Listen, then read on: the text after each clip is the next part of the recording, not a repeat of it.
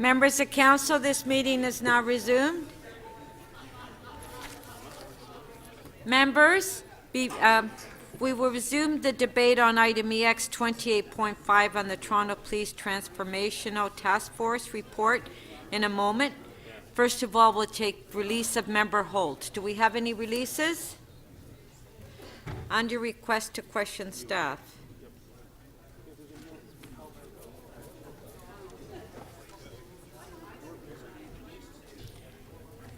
No releases?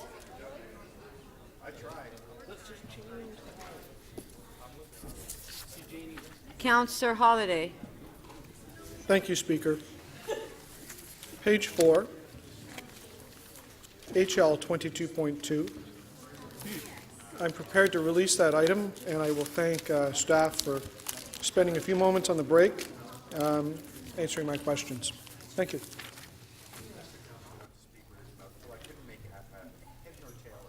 Okay. Councillor Holiday is moving on page 4. He held HL 22.2, which is the Board of Health, Minister's Expert Panel Report on Public Health. He's releasing. On favor? Carried.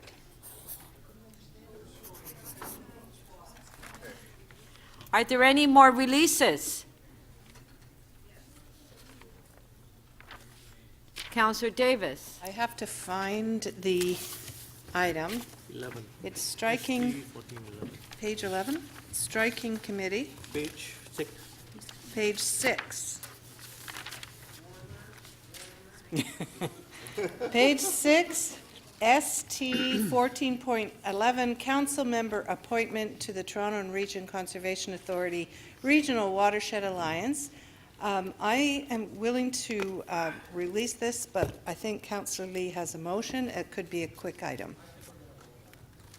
You want to hold it? Then Okay. He's waiting. we know exactly what your motion will be. Okay.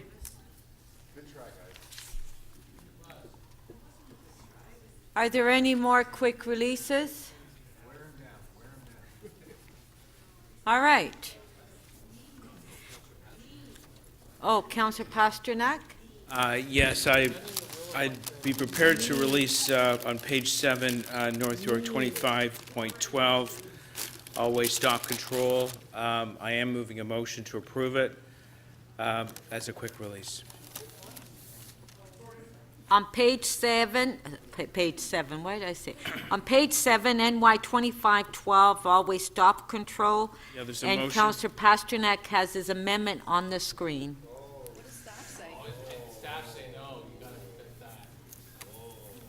Okay.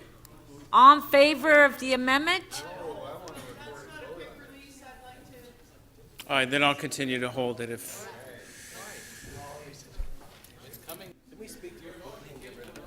No, Councillor Carroll, no, but it's not a quick release, Councillor.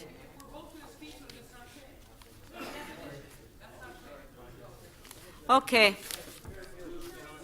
Okay, now I've also got a number of urgent motions to be added, but I don't know if we have 30. Councillor Shiner? Yes, Councillor Shiner? My colleague, Councillor Mihevik, has bugged the heck out of me to release his item.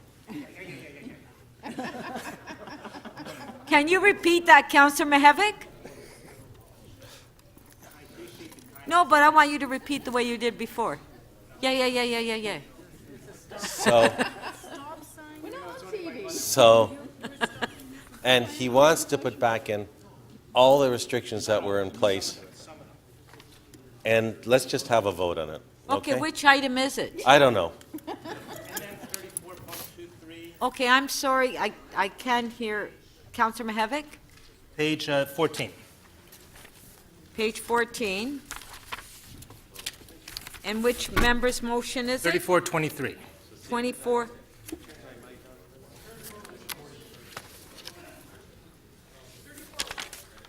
$34.23. So it's 13. Yeah, 13, 34 point, okay. So Counselor, Counselor Shiner, you're releasing, right? Pardon? You're re- You shut down my mic. I am prepared to release it because it is important to my colleague to make sure that all those people that have the cars going through the area aren't mad at him anymore. So I am prepared to release it. On favor? Carried. Is there any more? Opposed? Too many cartoons with my grandkids. Counselor Campbell's opposed. Do we,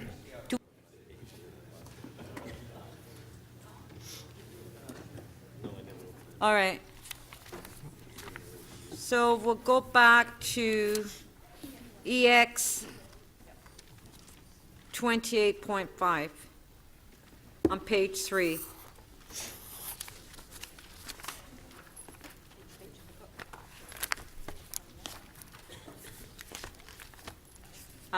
The next speaker is Counselor Lee.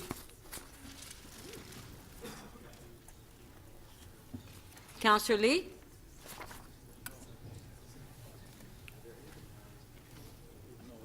Thank you very much.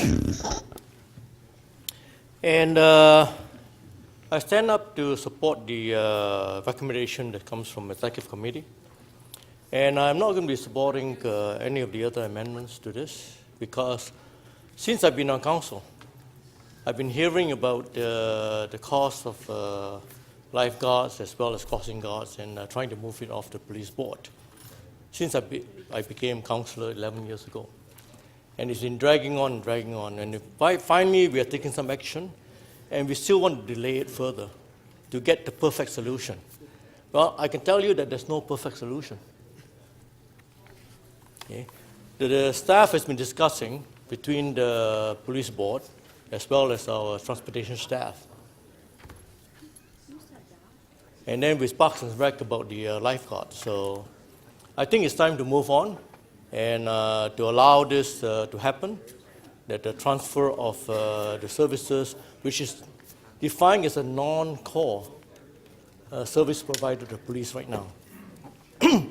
And sitting on the board, and under the guidance of Councillor Carroll, we worked out some of the issues. So I think we need to move forward. So just please approve the recommendations that come from the Executive Committee. Thank you very much. Thank you. Counselor Carroll. Thank you, Madam Speaker. I got at some of this in my questions yesterday, and the numbers of it. Often when we start into an initiative having to do with reform, having to do with transformation, whether we call it that or not, the way forward is not a lot different from initiatives here at the city. Sometimes we set out to do something for efficiency and for reduction, and we do the front-end work, which is the easy stuff, which is through gapping and through retirements. The positions and bodies start to exit out of the organization through retirement, and then you have to follow through on the rest of the reform and transformation, or you're really in a bind. Because if you don't change the service model at that point in time, you've just gotten rid of bodies, created gaps in service, all very ably described last night. Councillor Wong Tam has a problem in her ward, and I'm not surprised to hear it. We have gone from the time when you were on the police board still, Madam Speaker, and I know advocating for change and not getting there. This change that is coming was hard won. But at that time, there were 5,561 police officers in the service. Today, this very day, snapshot, there are 4,900. The budget that you will have before you in December will have 4,750 officers. That is huge change in uniforms. And it is only possible by rejigging services. There are also, in one of these services, in crossing guards, it's not perfect. We have long been frustrated. We get positive recommendations from our transportation staff, then we get to the police end and they say no can do. you keep pressuring our budget, and no, we can't do it. They don't seem to be able to say yes to the crossing guard, but once they do say yes to the crossing guard, magically, when a crossing guard doesn't show up for work that day, they're happy to send a uniform officer at 140 grand a pop if they've been on the service for a long time to be a lollipop man at a crossing guard in an elementary school. So there's something not wrong with this, not right with this picture. It's part of the reason why this transformation is being proposed. Likewise, the lifeguard model. Yes, you are a much different type of lifeguard when you were in open seas or at Great Lakes lakefronts. It's quite a different job, but one that you heard Ms. Romoff say that she is willing to begin to look at, willing to begin to do. But we've given her a longer timeline. They're both positions having to do with safety, and there is a way to make this happen. And this is the type of change that you're going to get if you want to make sustainable budget change. If you want me to tweak, you want me to trim, we can move out hirings for the following year. We can make a savings for 1 year and just punt the impact to the next year. But if you want a change that rolls out and is permanent, you need the kind of transformation that is 3 years in the making. Those are the kinds of changes that came out of the core service review earlier in this 8 years of savings. Those are the types of core service review changes that have lasted. The ones we gave them the time to do it and the room to do it. You heard from staff that you're going to hear back on these. There are a few motions that say we want to see the language in the RFP. That's fair. But if you slow down this change too much and it doesn't happen, then you're right, Councillor Wong-Tam, through you, Madam Speaker. You're right, some of the other councillors who said, I'm worried about the level of service over at the police. You have to look at the whole reform and the whole transformation, else I'm back to asking the same question I asked earlier in municipal licensing and standards. If you're going to slow things down and load requests in on staff, I got to ask you the same question that I ask my residents when they say, I don't want to see a bill for any of this. I don't want to pay for anything. How's your service? How's your service? Because if it's not great, read the whole report, embrace the change, and perfect the change. If you want to see some things in it adjusted and perfected, that's great, but don't slow it down because you have already made the staff reductions that make the savings attached to it possible. Thank you, Madam Speaker. Thank you. Councillor Holliday. Thank you, Speaker. I just wanted to offer a couple of comments on what I see in this report and some risks going forward. I really want to commend the Toronto Police Service. I think they do a fine job managing the resources that we've provided to them in delivering the crossing guard program. One of the things that they are exceptional at is adhering to the standards as to where a crossing guard belongs. They've created something that is an evaluation criteria of where to implement these resources, and they've essentially depoliticized the process. And I think that's really important because that is a habit that this council does not follow, and it's a worry that I have. One of the underlying achievements of the transformation of the police service, and there's a lot of discussion about modernization and change, is that ultimately we are serving taxpayers better by delivering more with less. And that's something we always need to keep on our mind about being efficient and offering the best services possible. I don't want to stand in the way of transformation, even though I'm concerned with that. And the movement of this particular service into the Toronto Public Service opens it up to hands into the decision-making. And I say that in the most respectful way, but our track record in this council chamber is very clear. We seem to not stick to our own rules when it comes to selecting places for traffic lights, selecting places for stop signs, selecting places for speed humps. We come up with these great standards to keep them non-political, and we ask for advice from staff about where they go, and then we just go and overrule it. come to any community council on any given day that they're sitting, and that's what you'll see. So I will be supporting the recommendations here, but I want to make this statement as a reminder so I can refer back to it. At the end of the day, what we are looking for is a more effective and more efficient delivery of services. I think we should be paying very close attention to the implementation plan on how the crossing guard program will work. I think we should be coming up with some very helpful and meaningful rules about how this works. And most importantly, I think this council should follow our own rules when it comes to making choices about where those crossing guards will go, and resist the temptation about making them political decisions, which is what I fear one day. Thank you. Thank you.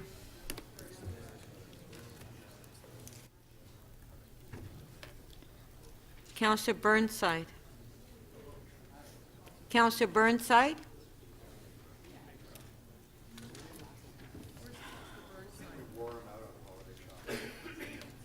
Councillor Burnside?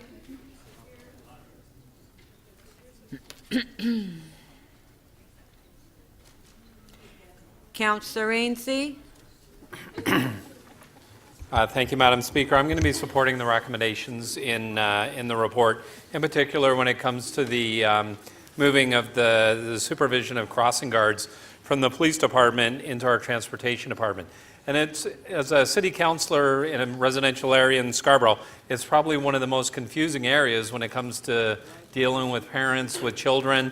Because I'll have a community meeting, a town hall meeting. People ask about warrants and what you do to get a stop sign or a crossing walk or lights. And I have a very clear criteria about how that's met and what can be done in the process, and it's easily explainable. One of the biggest hurdles I have when it comes to crossing guards, and I have 5 schools in my ward right now trying to get crossing guards, is they have the principal writes a letter to the police chief. I send a flyer out to all the area residents. They send me emails, which I forward on to the police chief. 9 times out of 10, the crossing guard gets denied. And when I contact the police department and I say, you know, why was this denied? Well, it didn't meet the warrants. And then I spend weeks upon weeks fighting my way through the police bureaucracy, trying to figure out what these warrants were and why they were denied. They're not written down anywhere. They seem to be done on a case-by-case basis. A few years ago at Lawrence Avenue and Scarborough Golf Club in my ward, we tried to get a crossing guard. The police denied it. I was told it didn't meet the warrants. In the next week, I had 2 children on 2 separate occasions. One was hit by a car, and one, very fortunately, it was sideswiped by a car. And I went to the school, I had a meeting, I explained the police turned down the crossing guard, and then I made a few phone calls the next day to the Toronto Police Services, and within a few days, the same place I got a crossing guard. So, you know, it gets very confusing for parents. As I said, we have a set standard. I think the proper place is within our transportation department because then people have a clearer understanding of the process and how it's done. And so I'll be supporting the recommendations. I think they're long overdue, and I hope everybody else supports them as well. Thank you. Thank you. Councillor Perks. Thank you very much, Speaker. I have a motion that City Council direct the General Manager Transportation Services to submit to the Government Management Committee the proposed school crossing guard request for proposal for third-party service providers prior to issuing the request for proposal. So many of you probably haven't been through one of these before, but when we're doing a tender around a new area of public policy, it's actually standard and in our policy that RFP be presented at least at government management and if they so deem on to City Council to make sure that we as the purchasers are defining the service and the terms of service within that contract correctly. I actually sat down for the first time with the Chief Innovation Officer just a week or 2 ago and got some very interesting insights about how we have to be more careful about how we design, how we purchase things. You might recall when we contracted out solid waste services west of Yonge Street, we, as a council, made some very clear rules around making sure that if we change the recycling program, our contract with the provider gave us the flexibility to make sure that we could provide like-for-like recycling services, whether it's contracted out or directly delivered. This is standard the way we do it at the city. And part of why I want to do this is I think the crossing guard piece, and here I have to differ with my colleague Councillor Holliday, is going to be a crucial piece as we move towards our Vision Zero goals. We've already said that we want to have special attention paid in school zones. I want to make sure that as we develop those policies, whatever system we have of providing crossing guards, we'll make sure that those employees are not locked into some rigid contract that doesn't let us deploy in a way that matches any change in road design, any change in where the crossing guards go. This is this doesn't delay. This is not an effort to try to stop what we're doing with the Police Services Board. It's recognizing that there are two distinct decisions to make. One is, does this appropriately belong with the police? And I think we've come to the right answer, which is no. And the second is, are we describing our terms of service in a way that best suits municipal purposes? Let's have that debate separately with more information in front of us than we have today. Thank you. Thank you. Yeah. Yes. I just want to be Councillor. clear, I understand wanting to see the terms, as I've said, you know, by all means, get it right and get it perfect, don't slow it down. But why government management as opposed to, since the model and implementation plan will be coming to you through transportation staff, what's the advice around government management? The Government Management Committee is the committee that has carriage of how internally we organize our delivery of service. We set the standard for what roads look like and our long-term transportation vision, like our policy like Vision Zero, through the Works Committee. We set our purchasing relationships through the Government Management Committee. Is there any reason why this motion could not be somehow tied to transportation, since the It is tied to transportation. There is already a timeline. Are you aware there is already a timeline to bring the model and the implementation plan to you through transportation staff, which will inform the RFP? Right, and that will go ahead and go to the Works Committee, and that will be all fine. This directs the General Manager of Transportation, so the same person, to hive off the particular questions around how we design the purchase of service arrangement or the contract, which is a different question than the policy goal. And so it should go to a different place. They're two separate questions, right? The Works Committee sets goals on all kinds of things with roads, and so on, and those contracts don't all go through the Works Committee. Okay, those are my questions. Thank you. Councillor Shan. Thank you, Madam Speaker. I am in support of the recommendations in principle, but I have a number of concerns that I want to address.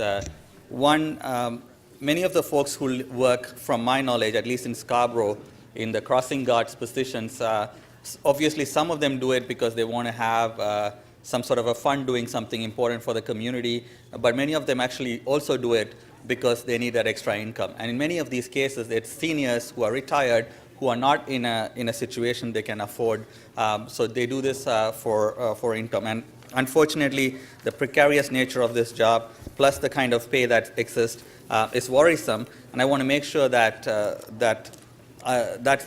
why I support Councillor Perk's motion to have this come to Government Management Committee, so that we can actually look at how this gets tied into fair wages policy, how it ties into the current employment being transferred, how it ties into transfer of information from one department to another, how it ties into training that is necessary for new people recruited, and how if we were to enter into a purchase of service with a for-profit organization, how the concept of for-profit and community safety work together. In fact, in my area, I know there was a reference made in terms of police officers doing this job. Though it's not as difficult as being a police officer, it is a difficult job in many of our areas. In fact, schools in some parts of my areas have 300, 400 cars coming in to drop off children, and it is a job that requires a lot of skills and knowledge and the kind of training. So I don't want to diminish the kind of work by saying, it is something that shouldn't be taken seriously, like lollipop man or something like that. It is very important we take the seriousness of this job into careful consideration. So I would like to support this motion in principle, provided that there is a bit of a framework that comes around the employment piece of it, around the sustainability piece of it, and the community safety priority, and how it would relate to for-profit organization if they were to be purchasing of services for this kind of a role. So I strongly support and ask the Council to support the motion from Councillor Perks to have this report be reported back to Government Management Committee. Thank you. Thank you. Councillor Burnside? You're good? Okay. Councillor Robinson? Thank you, Madam Speaker. I just want to add my voice to the councillors that are saying let's move this forward. I think it's very important that we address this today and not refer the matter, as Councillor Davis's motion suggests that we refer and delay. Along with the robust implementation plan that you see before you in this report and the staff recommendations, at Executive I layered on another motion to make sure the implementation plan looked at warrants developed by, in consultation with, the Toronto Police Service, in accordance with the Highway Traffic Act. So not only do we have a great report in front of us, we also have that additional support of this motion that was passed, I believe, unanimously at Executive, and to look at places where we need to add, remove, etc. And that's coming back to Public Works and Infrastructure Committee in the second quarter of 2018. So I urge you and encourage you not to support the referral motion. Also, Councillor Perks put forward a motion you'll see today as well, just in the last few minutes. We have a purchasing bylaw at City Hall that governs all of these things and vets all these things, and it's a very strong bylaw, the purchasing bylaw, and that will address Councillor Perks' motion. So I see this as a delay tactic, and I hope you will not support these two amendments before us, and just support the staff recommendations.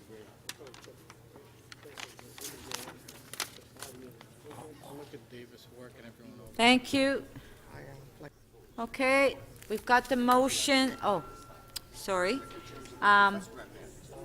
Last speaker, Mayor Tory.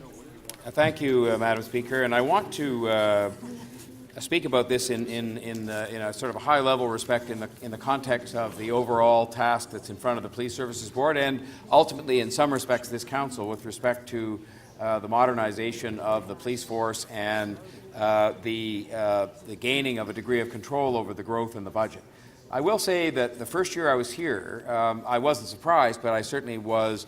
I took note of the fact that in the first, I think it was my first or perhaps my own second budget meeting, there was almost a competition going on here. Some of you will remember it, where I think there was even a cascading motion that started at saying how desirous it was to cut $25 million. It was an arbitrary number that was picked out of the police budget, and then it went down to 20 and 15 and 10, and there were various votes taken on those cuts. And instead, what we said wisely, I think, as a council was, no, what we have to do is initiate, or see the police board initiate, a process that carefully examine how to gain control of the police budget. And at the same time, by the way, I think we all felt, or many of us did, I think all, that there was a need to address other issues that were out there that affected the degree to which people had trust in the police and the degree to which they were performing the role in the way that we wanted them to perform it within the context of more community-focused policing.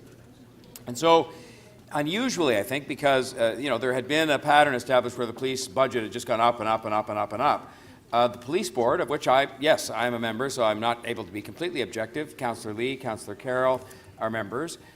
Took it upon itself, and at the beginning it was the subject of great controversy because people thought it was going to be sort of a whitewash and there would be nothing really come of it, and put together a task force consisting of some very innovative thinking police officers, not necessarily the most senior in the service, but some who are committed to change, and some civilians. And lo and behold, after a year of work, they wrote a report that actually did suggest some fairly fundamental changes. And they suggested fundamental changes in that there'd be much more of a focus on community policing, which I think all of us support.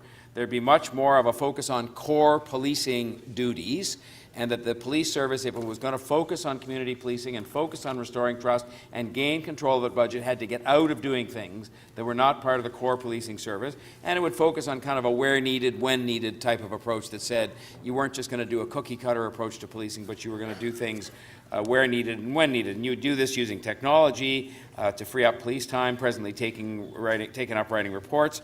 But it also meant, and it was essential to all this, that you got the police out of non-core policing services and allowed for that to be done by somebody else so that you could take expensive, highly trained police officers and have them focus on core policing duties. And I don't think I heard a voice speak up in this chamber at the time of that discussion, and even when that report came out, about saying that no, those were the right two priorities: gain control of the budget, and in reverse order. The most important of them being to restore trust by deploying police officers where they were most needed, which I think many of us would argue would be in the community, dealing with people, forging relationships, and yes, enforcing the law. And so here we are, and I believe that we've actually achieved a degree of success on that by coming as far as we have, where last year and in the budget presented thus far this year, with a lot of work done by Councillor Carroll on this as member of the police board, you are seeing police budgets that aren't growing, notwithstanding that we have collective agreements and so on that provide for increased wages. But you're seeing a police budget that has had a modest, very tiny reduction last year, and the budget presented this year is flat at zero. And so it had to happen by way of transformation. And I guess what's concerning me as a result of this debate that I've heard yesterday and today is, and I will be voting against, make no mistake, I will be voting against, not supporting, is a better way to put it, not supporting Councillor Davis's motion and Councillor Perk's motion. Councillor Davis's motion, to me, is just a reason, yet again, to start to delay getting on with this for reasons that she did spell out, and in fairness, she set out some of those reasons in terms of the what if and what if and what if. And I believe that if we take the step of saying our first response to one of the first things that comes in front of us, where it's suggested that we should be taking up responsibility for the crossing guards program, with the notion, by the way, that the warrants to address one of the concerns would be set by the police on a continuing basis, so you don't have them being set or ignored in this room. And with item 9 here that I think was prepared, I forget by whom, but item 9, recommendation 9, talks about asking the general manager to develop an implementation plan, which to me, and it specifically refers to the warrants and it specifically refers to other elements of the program, I would argue including how it's procured. I think we can get on with it. And I think it'll be absolutely the wrong signal to send. In fact, I think it will be very destructive to the notion of having us all move forward, including the police on their end, with all of this, if we send the signal that sort of says, we're going to delay this, we're going to study this, and so on. It's been studied. It's going to be studied as a result of recommendation number 9.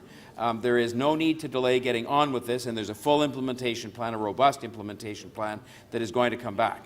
And so I urge you to support this recommendation. It's consistent with the Transformation Task Force report. It's consistent with what we said we wanted the police service to do in this room. It's consistent with constraining the budget. It's consistent with redeploying police officers to community policing and restoring trust in the community. And I think it is the right way to go. So I hope people will positively support these recommendations. Thank you, Madam Speaker. Thank you. Okay, our first motion is motion number 2 by Councillor Davis. Recorded vote.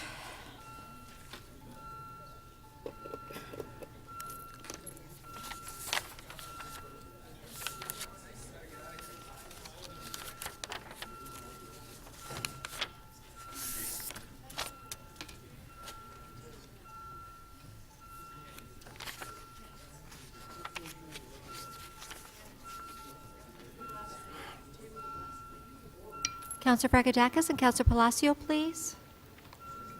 And Councillor Grisanti, please. Councillor Shiner, thank you.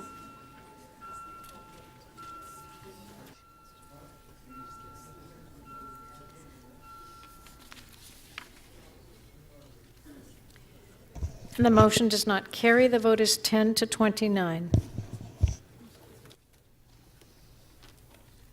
Okay, our next motion.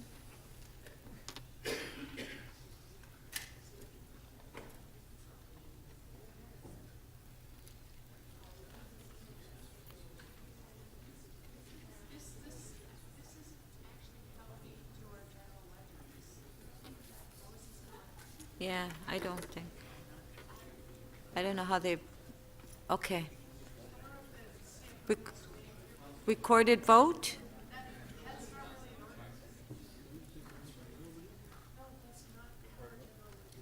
Yeah, is this?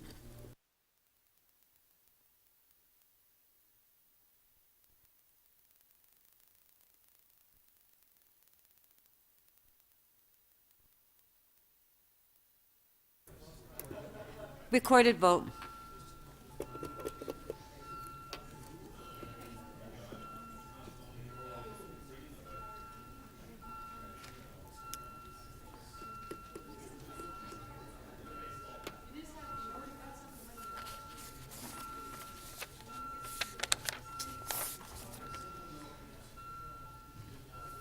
Councillor Mihevc, Councillor Palacio, and Councillor Crisanti, please. Councillor Perruzza, please.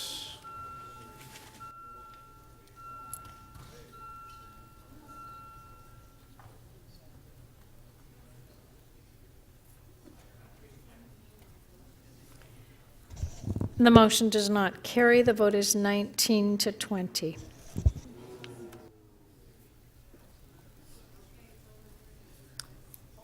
Motion 3 by Councillor Perks. Recorded vote.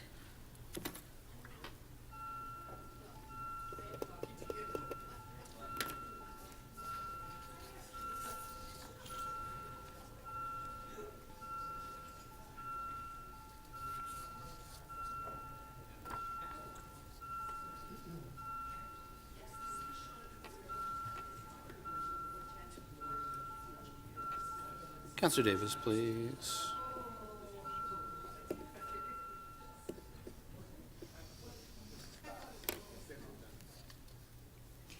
The motion does not carry. The vote is 14 to 25. Well done, Mark.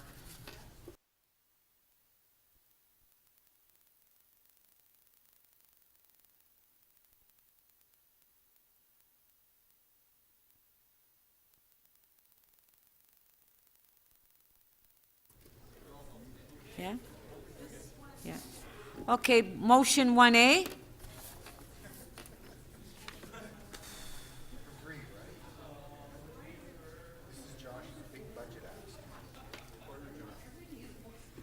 Do we want a recorded vote?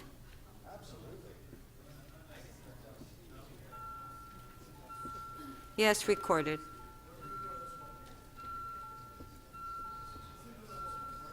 I vote yes, Mark. Want to come with me?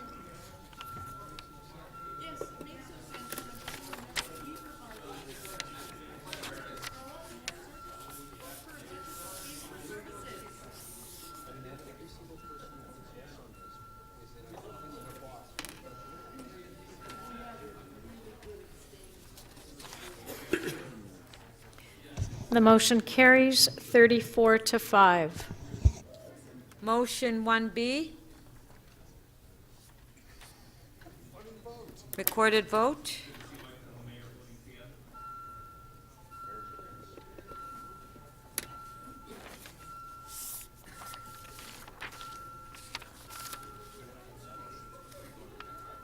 Yeah.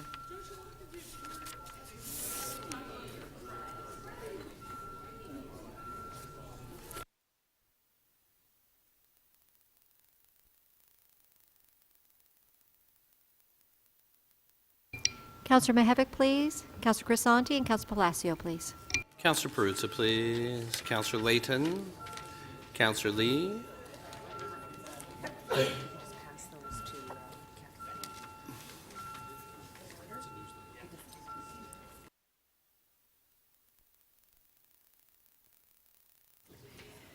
The motion carries 28 to 11.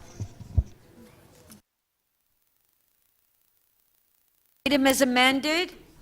All in favor? Carried. Okay, so we have, on MM 3422, the member's motion by Councillor Mamalidi. Okay. Earlier in the meeting, Councillor Perks rose on a point of order to ask if members' motion 3422 by Councillor Mamalidi was in order, given Council's earlier action on Audit Committee 10.4 and Audit Committee 10.3. I have reviewed the motion with the clerk, and I believe that the motion can stand in addition to those actions. As a result, I'm ruling the motion is in order. I will now ask Council to consider this motion. Councillor Perks? Hold. Hold. Okay. Okay. I'll hold it after we waive referral. Okay, so all in favor of waiving referral? It's okay. Oh, all in favor of waiving notice? Carried. Any opposed? All in favor of waiving referral? All in favor? Any opposed? Councillor Perks is holding the item down. Yes, and thank you, Speaker. You left my microphone on. Okay. We do have a couple members' motions to introduce. Councillor Shiner. I have a motion to introduce regarding technical amendments to a zoning bylaw. Okay, all in favor? Opposed, if any? Carried. Councillor Troisi? Thank you, Madam Speaker. I'm asking leave to introduce an urgent motion without notice concerning the Central Waterfront Secondary Plan and related Ontario Municipal Board appeals, the East Bay Front. The reason for the urgency is that an Ontario Municipal Board hearing is scheduled for November 20th, 2017. City planning and legal staff provided this motion to me, and I'm tabling it at their request. Thank you. All in favor? Recorded.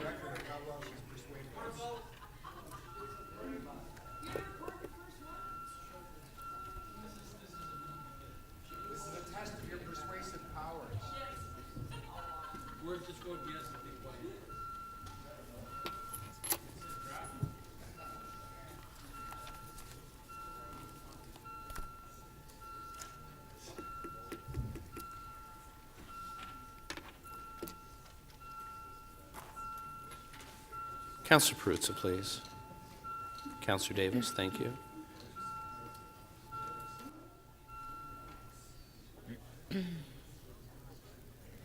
The motion to add to the agenda carries unanimously, 38 in favor. Councillor Pasternak, you have your name up there. Do you have it up there for a reason? Then, Madam Speaker, I'd like to withdraw a motion I moved earlier regarding item NY 25.12, approving of an all-way stop control. I have spoken with staff, and if the motion is ready, we're going to refer it back to North York Community Council. Okay, just a sec. What page? It's on page 7. Oh, this, okay. They don't have the copies of the motion yet. They need a few more minutes? Okay. Yeah. So, hold on. We will take the vote to withdraw your motion. All in favor to withdraw Councillor Pasternak's motion? Okay, thank you. Now, as far as your new motion, Councillor Pasternak, the staff have to draft it up. Pardon? Okay, just one sec, please, Councillor DiCiano.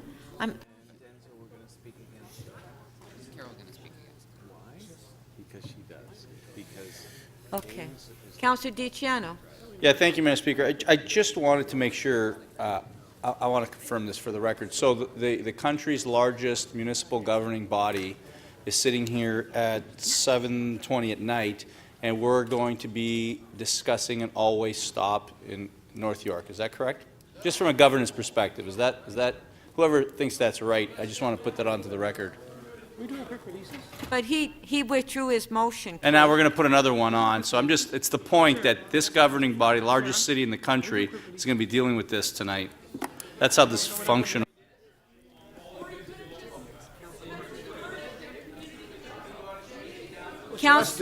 Justin, if you don't like it, don't run for re-election. Councillor Perks? Councillor Perks? Yes. Can you introduce a motion for Councillor Fletcher? I'd be delighted that Councillor Paula Fletcher be permitted to add to the agenda of today's meeting an urgent motion without notice concerning the preservation of the Hearn Generating Station at 440 Unwin Avenue. Reason for urgency: this motion is urgent because the City of Toronto has recently become aware that the Hearn Generating Station at 440 Unwin Avenue may be subject to sale or transfer. On favor? Carried. Opposed? Councillor, Deputy Mayor Minawanga is opposed to it. Okay. Which other one? That's it? Okay, on to the next item. Page 3, EX 28.16, Legacy Restoration Project Update. Councillor Wong Tam, you held the item down. Do you have questions to staff? My microphone. Oh, thank you very much, Madam Speaker. No, I don't have questions of staff. I also don't believe the staff are here. Oh, you are. They're here. I've just been corrected. Well, it's here before us now, so we are going to deal with it now. Sure. So, is there anybody else that has any question on this? Oh, I don't have questions. Why Okay, don't I? hold on, Councillor Wong Tam. Okay, Councillor Shiner, we are dealing with, on page 3, EX 28.16. It was held down by Councillor Wong Tam, the Legacy Restoration Project Update. All right. So do we have any questions? Councillor Robinson. Councillor Robinson? Yes, thank you.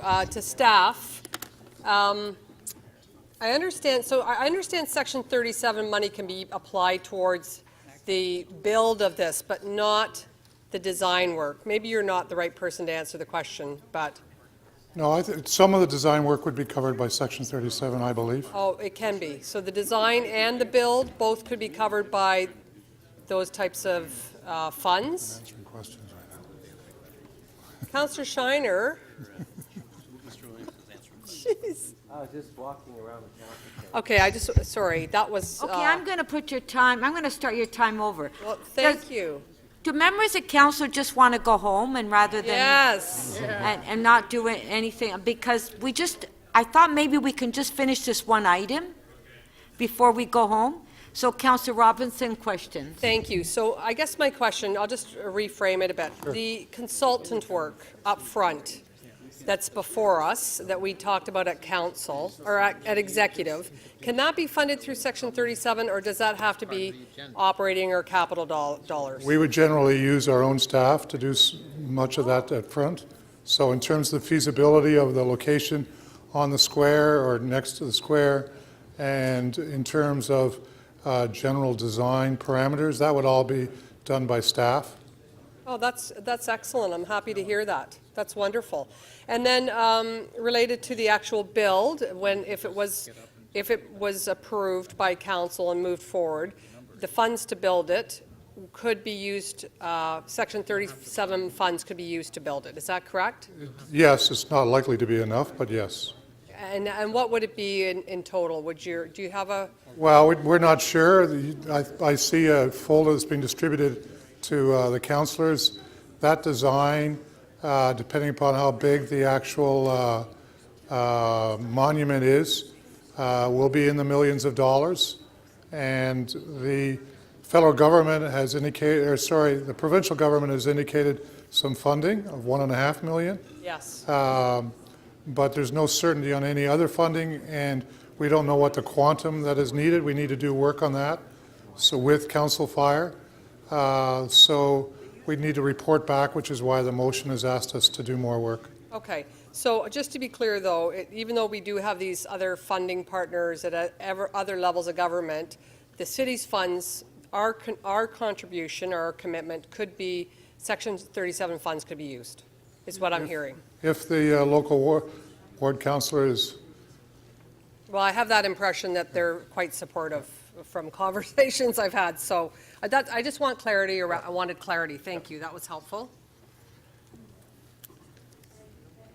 Thank you. Councillor Carroll?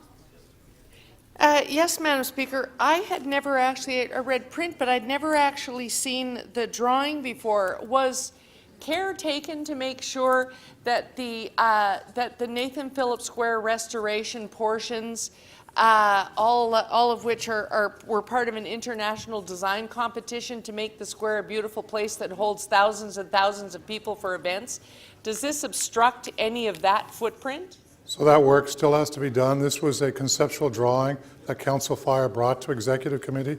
It's the first time. In no way final. No. It's just a conceptual drawing that they submitted to give a concept of what is possible.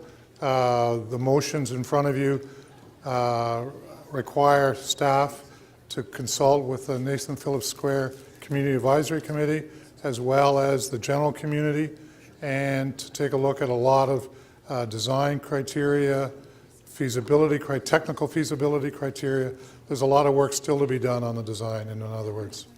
But the work done by that restoration committee and the design would very much play a part in determining the final project. Very much so, and we've already introduced Council Fire to the architect that led the restoration of Nathan Phillips Square. Okay, fantastic. Thank you. Councillor Davis. Could you remind me what was the outcome? Is Ms. Scioli here? No. So this, I understand, is going to be in the place where the restaurant was intended to be. Have we made final decisions on the use of that space for a restaurant? Through the Speaker, Councillor, can you can you state that again? I just got My understanding is that the proposal, and I'm looking at it, that it would be in the place where originally there was to be a restaurant. Have you seen this? Yes, I have. And we actually came to Council probably about a year or two ago and did state that there was no actual requirement to actually have the restaurant there, and we were going to come back with another usage for the space. Okay, so council decided that. I don't recall that, but okay. And it doesn't in any way affect the other uses in the park? It will be In the part park, of the process that we'll be assessing that through this process. Okay. Thank you. Yeah. So, Councillor Wong Tam, do you want to move the item? I do. Councillor Wong Tam? I do, Madam Speaker, and I'll be speaking here from the presentation table. And if I can ask staff to put the image on the screen, just to provide us with some assistance. And I know that Councillor Layton is going to speak as the chair of the Aboriginal Affairs Committee as well. Councillors and Madam Chair, we have an opportunity here, and obviously this was not the original concept for Nathan Phillips Square, especially after it went through this international competition. It actually won an award. There was a lot of work done on how to build out this dynamic civic square that was going to be public-facing and that was going to meet the needs of not just the local community, but really a city asset. It was supposed to put Toronto literally back on the map. There was one component, and that was the area that was allocated for restaurant space use. And after good effort from staff going out to the open market, asking business operators and entrepreneurs and syndicates and so forth, who would like to take up this prime piece of downtown real estate and who would come and invest in the city where there are hundreds of thousands of people literally walking by every day and millions who set eyes on Nathan Phillips Square. And what we got as a response was zero. Nobody was interested. And so that's why that section of the square, which is that western flank that sits between us and Osgood Hall, has remained almost like a gravel pit, just waiting for use, waiting for transformation. Council Fire is one of the many Indigenous organizations in Toronto, and they stepped forward with a project, and their project responds to one of the recommendations out of the Truth and Reconciliation Commission. there were 84 calls to action after a several-year review. And number 82 out of those 84 recommendations is that they called for the establishment of a highly visible, publicly accessible monument in every capital city to commemorate the victims and survivors of Canada's residential schools. So, as we all know, the City of Toronto being the capital of Ontario, being one of the largest cities in North America, we have an opportunity to showcase what the expression of reconciliation would look like in the urban context. And we didn't really have an idea of what this grand, highly visible, very reflective monument would look like in this city. And the TRC recommendations came out years ago. The Aboriginal Affairs Committee has been advocating for the Aboriginal Affairs Office. They've been advocating for Indigenous placemaking. They've been advocating for their rightful place in the city. And that advocacy has sort of manifested itself into a lot of talk, but also now a lot of action. Whether it's the raising of the 5 Indigenous flags on the eastern flankage of Nathan Phillips Square, or perhaps now the new proposed establishment of the Aboriginal Affairs Office, this is a very exciting time. But Toronto has not been leading in the Canadian conversation about reconciliation. We've actually faltered a little bit. This opportunity that's come before us is really an exciting one that requires further investigation, and that's what this is. So this is the space. If I can get the screen back up. This is the space. You see it. You walk by it every single day, and there is no strategy for it. Zero. Now, recognizing that the monument that they are proposing is not going to be inexpensive, that's why the provincial government has said, we're going to give you $1.5 million. And Council Fire is very confident that they will go and be able to secure additional funding from the federal government. Now, I know that there's been some conversation about what could it look like, and this is what, at the very early stages, what the concept is. So you have the sculpture of the turtle, which represents Turtle Island, which is essentially North America by Indigenous storytelling and Indigenous mythology. But that structure alone, that structure alone could not possibly fill up the square. We're going to need to landscape it, and we're going to put some placemaking around it. Now, of course it's not going to be inexpensive, but this is going to be Toronto's expression of reconciliation. This is going to be our symbolic gesture of reconciliation because, councillors, we don't have one right now. And I just want to finish with this one concluding thought. My concluding thought is that I know that there might be councillors who want to treat this only as a Ward 27 project.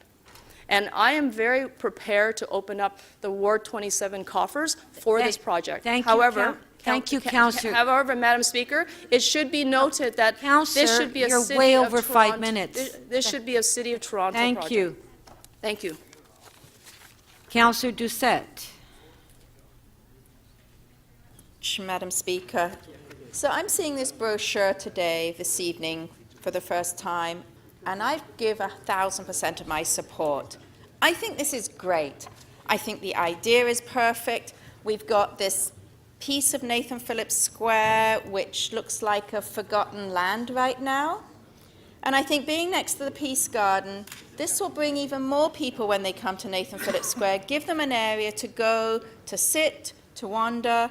And I think dedicating it to the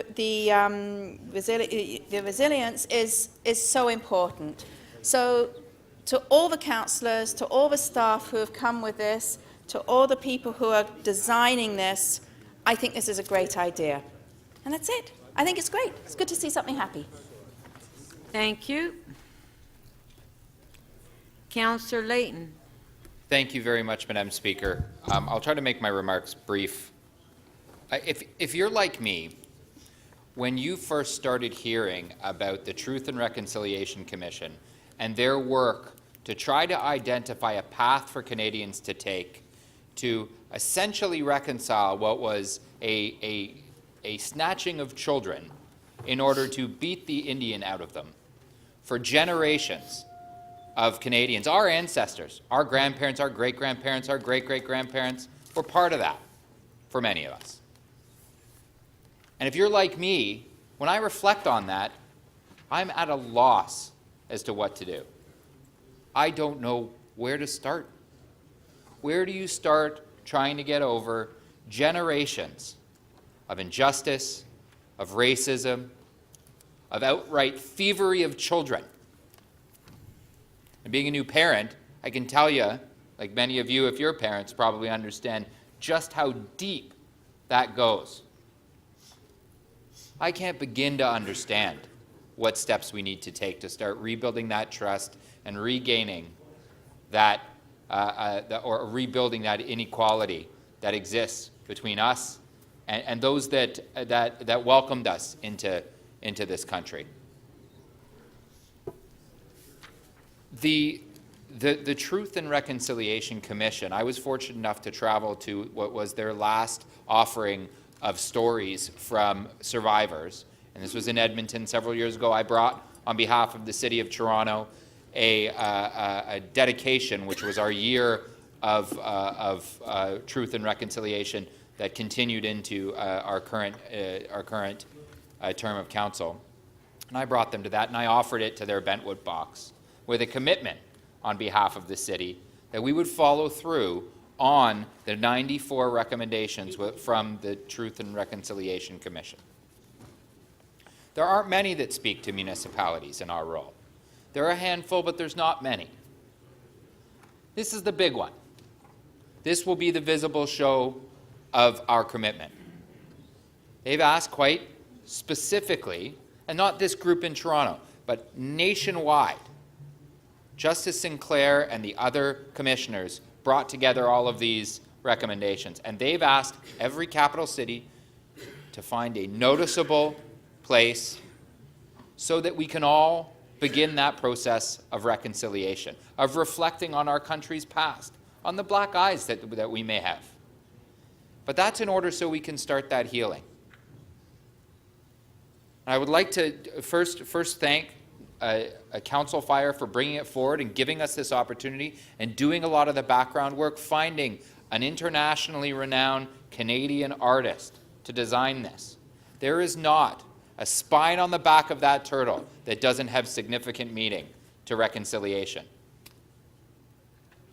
And Councillor Wong Tam did a good job of explaining the significance of the turtle, and I think the commitment 82, or call to action 82.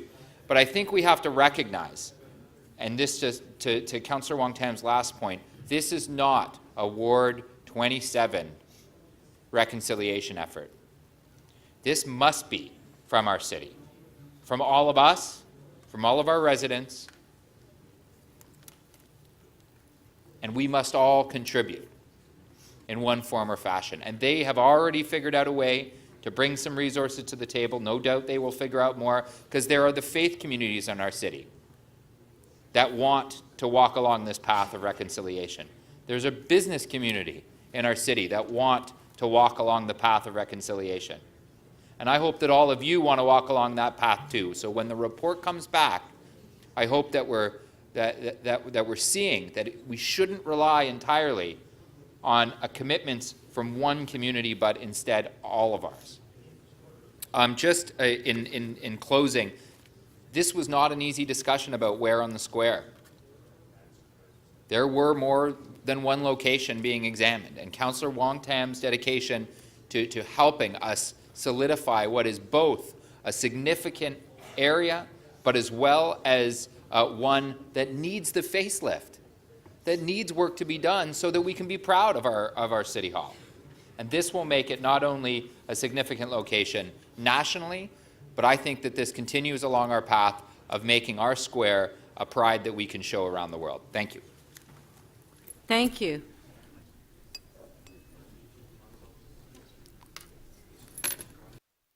Are there any further speakers? Mayor Tory? Be very brief, Madam Speaker, in saying that I want to associate myself with the remarks, I think, of really all the speakers, but I think I had the chance, as some of you know, last year to go to two remote Indigenous communities in the north and actually hear myself from some survivors of the residential school system. And obviously, and then I sat with the head of the Truth and Reconciliation Commission after that time. And I think there is no question but that, as Councillor Layton just said, there is one recommendation that does have a very direct role for the City of Toronto, not the city as in the corporation, but for something to happen in the capital city of the province of Ontario.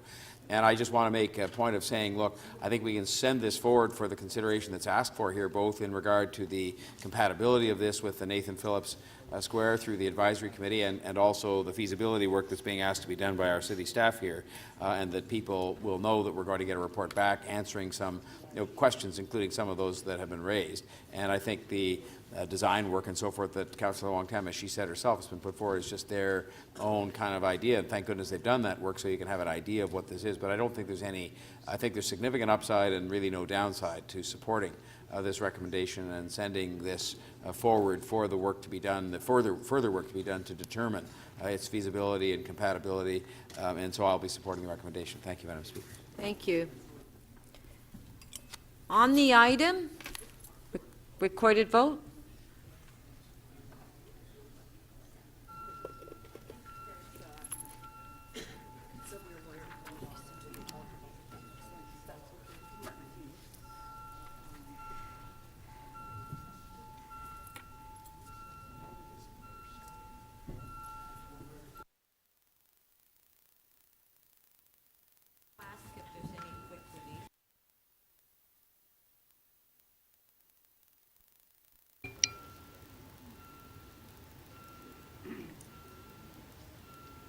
Councillor Crisanti, please.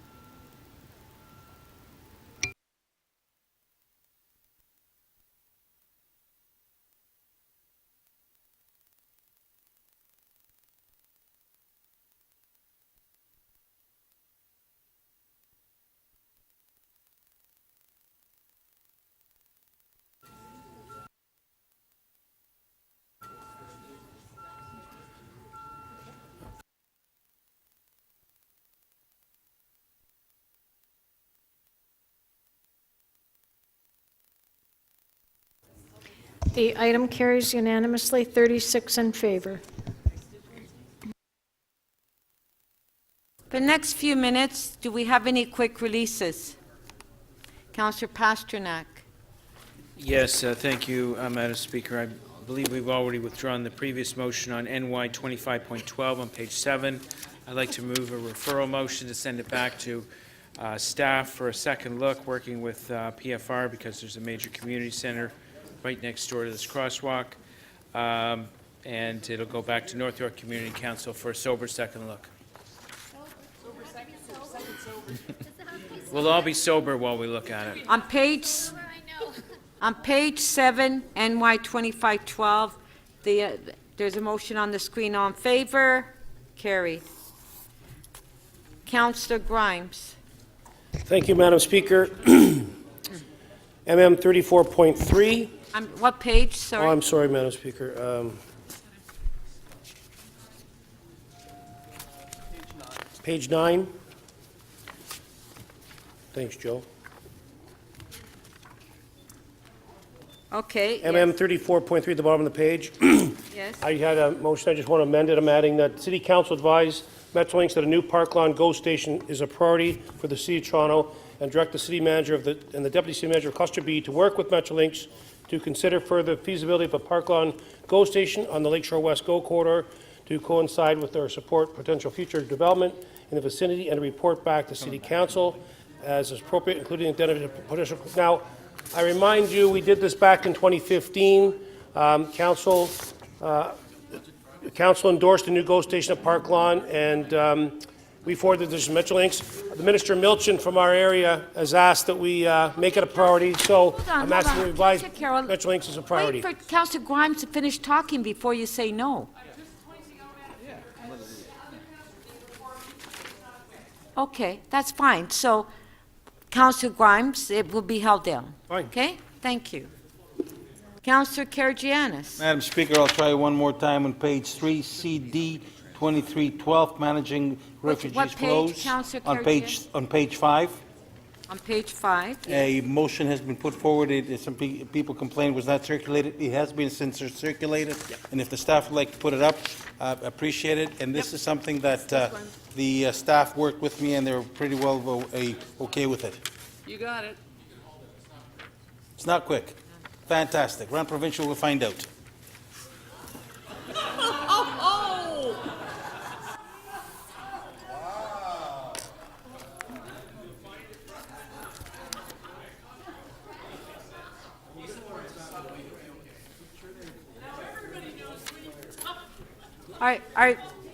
Are there any more quick releases?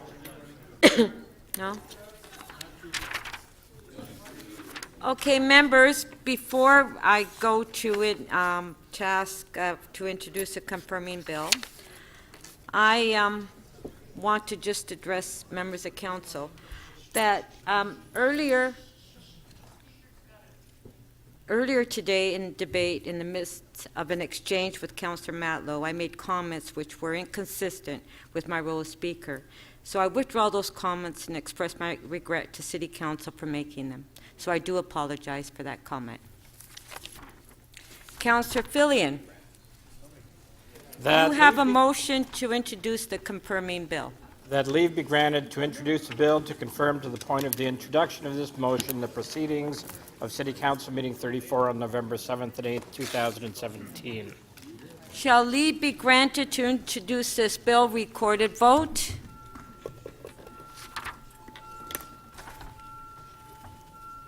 Thank you. You're welcome. Thanks. Yeah.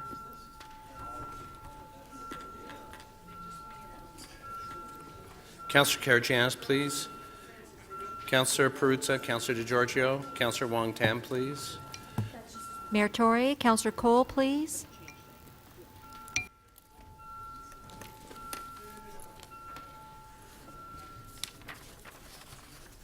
The motion to introduce the confirming bill carries unanimously, 39 in favor. Shall this bill be passed and declared as a bylaw? Recorded vote.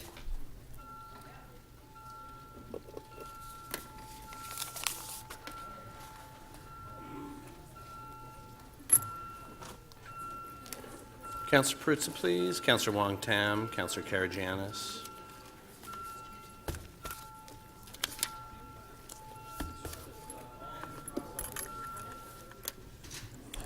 Motion to enact the confirming bill carries unanimously, 39 in favor. Okay, thank you, members. We'll recess to tomorrow at 9:30, and thank you to staff.